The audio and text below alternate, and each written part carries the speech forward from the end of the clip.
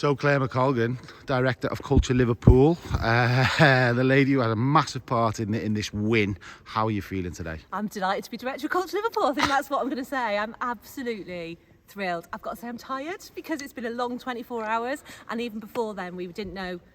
We didn't know, so I haven't slept. So I'm absolutely delighted. I'm delighted for the city. I'm really delighted for our partner city in Odessa, because that's been like an absolute joy over the last couple of months.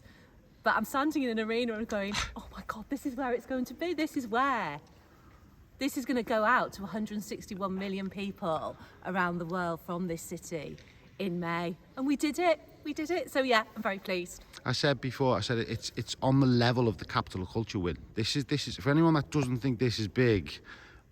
This is so big, isn't it, for Liverpool? And not just during May, but for the years, for the months afterwards. Oh gosh, and just on the months building up. I think that it's really odd with Eurovision because I'm not, I watch it, but I don't know loads about it, and oh my goodness, I've learnt. So it's just huge. I mean, the 3 months before will be amazing. The village that kind of comes up, the pop-up things that happen across cities. So even if you're not sitting in here watching it, you're watching it somewhere else in this city. It's just going to be phenomenal, and it is like European Capital of Culture because you need those moments in a world that we're in. You need those moments where suddenly people go, oh, Liverpool, I've forgotten how beautiful is that city, how incredible is that city.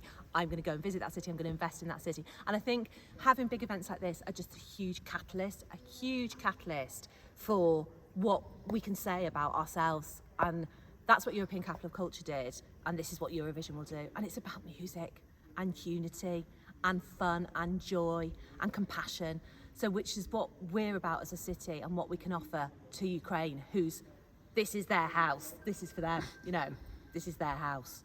It's a lovely, lovely way of putting it. What happens now, Claire? How do you start work? You've done massive events like this. I don't know. It's all about winning and planning. What does happen now? Does the work start literally Monday morning, and what's the next stage? Well, I woke up this morning to Robin Kemp, who obviously, as Robin and Pip have worked on this bib, have put a meeting in for 9 o'clock in the morning to put Eurovision in. So to have that meeting suddenly go in your diary, you're like, it's real, we've got to do it. So for the next couple of weeks, we will just be kind of hunkering down, sorting everything out, really thinking through what we're doing, having further conversations with the BBC and EBU, and then people will start to see what the programme's going to be and all of that stuff. But we're going to have a couple of weeks where we just get it all ready for Ukraine, ready for whatever's going to happen over the next few months. And then running River of Light, World Gymnastics, and Our Place in Space, which is coming also next month. So yes, it's a busy old couple of months. Busy, but really exciting and amazing for the city. Claire McColgan, you don't give yourself enough credit. You and your team have nailed it. So thank you for putting this bid in and bringing this incredible international contest to this city. Thank you, but I will say one more thing, if that's all right, because this city is bonkers in terms of the love that came out from the bars, the restaurants, the houses last night was phenomenal. And when you've got those hands behind you, then it makes everything easier. Perfect way to finish. That's stopping now. We're getting tears like the Giants again. Claire, thank you so much. We can't wait. Pleasure. Thank you.